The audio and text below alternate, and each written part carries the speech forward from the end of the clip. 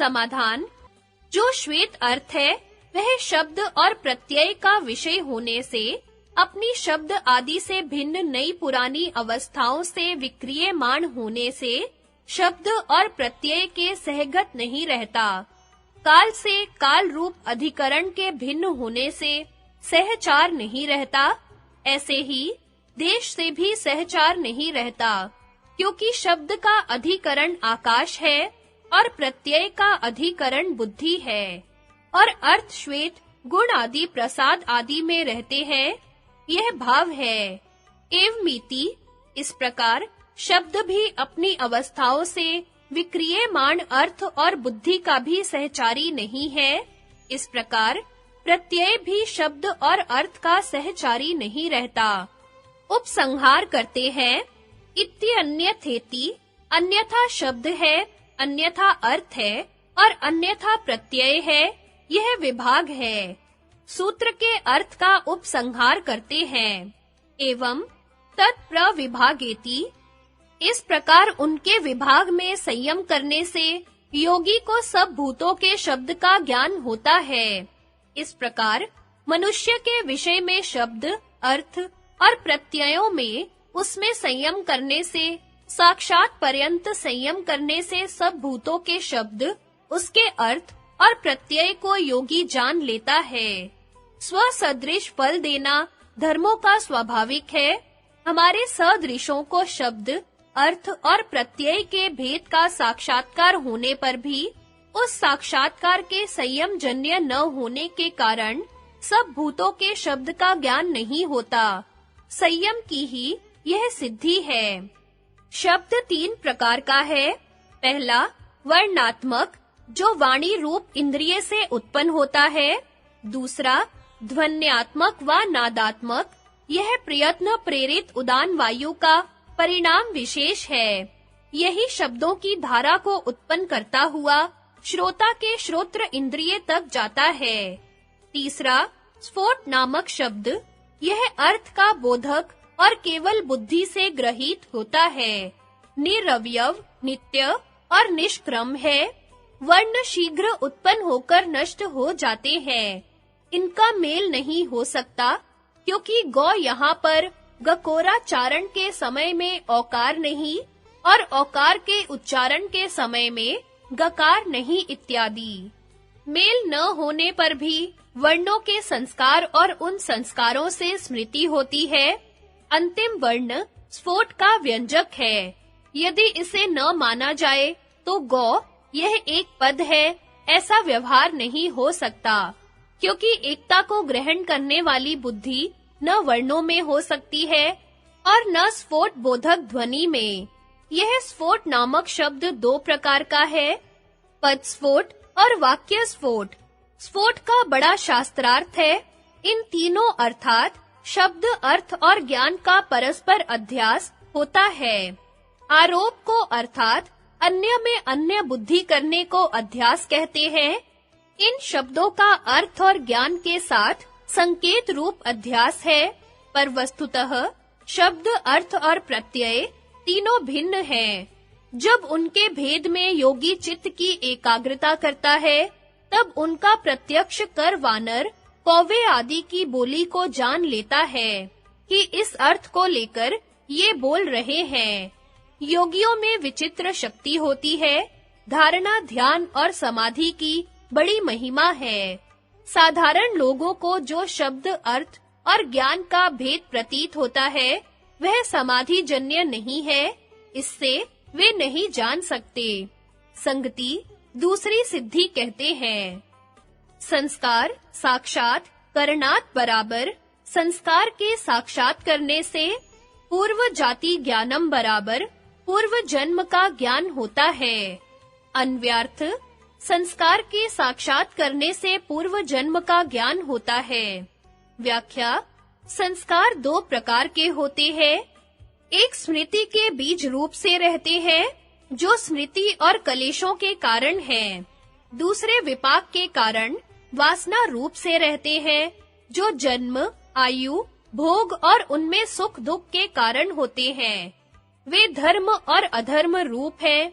ये सब संस्कार इस जन्म तथा पिछले जन्म में किए हुए कर्मों से बनते हैं और ग्रामोफोन के प्लेट के रिकॉर्ड के सदृश चित्त में चित्रित रहते हैं। वे परिणाम चेष्टा, निरोध, शक्ति, जीवन और धर्म की भांति अपरिदृष्ट चित्त के धर्म हैं। उनमें संयम करने से योगी को उनका साक्षात हो जाता है। इससे उसको जिस देश काल और जिन निमित्तों से वे संस्कार बने हैं, सब स्मरण हो जाते हैं। यही पूर्व जन्म ज्ञान है।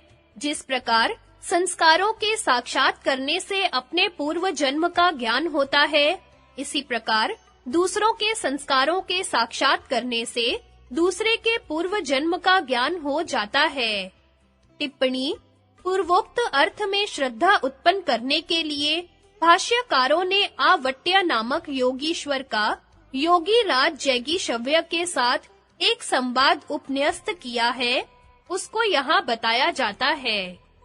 भगवान जैगीशव्य जो प्रसिद्ध योगीश्वर हुए हैं, उनके संबंध में ऐसा प्रसिद्ध है कि वे संस्कारों के साक्षात्कार से 10 महाकल्पों में व्यतीत हुए अपने जन्म परिणाम परंपरा का अनुभव करते हुए विवेकज ज्ञान संपन्न थे।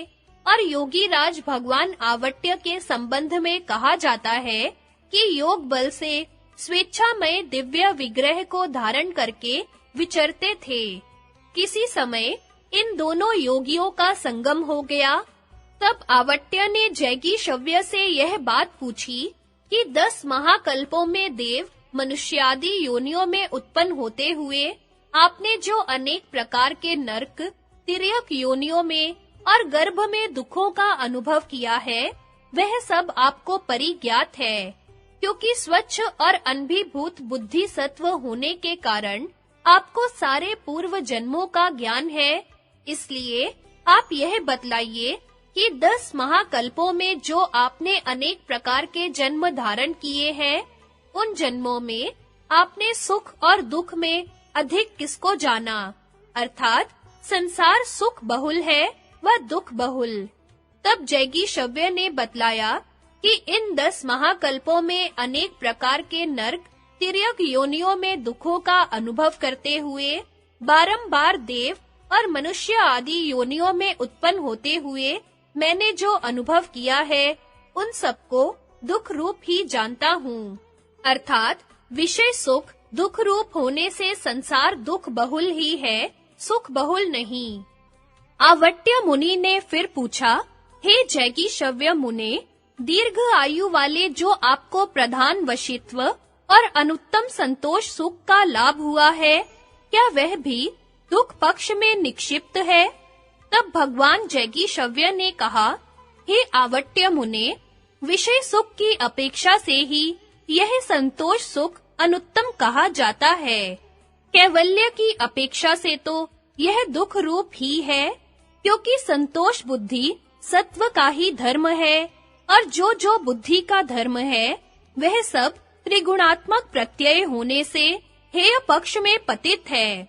सूत्रकार ने संतोषाद अनुत्तम सुख लाभः इस सूत्र से संतोष को जो अनुत्तम सुख का हेतु कहा है, उसका तात्पर्य यह है कि रज्जु के सदृश पुरुषों को बांधने वाली जो दुख स्वरूप तृष्णा तंतु है, उस तृष्णा रूप दुख का संतोष से नाश होता है।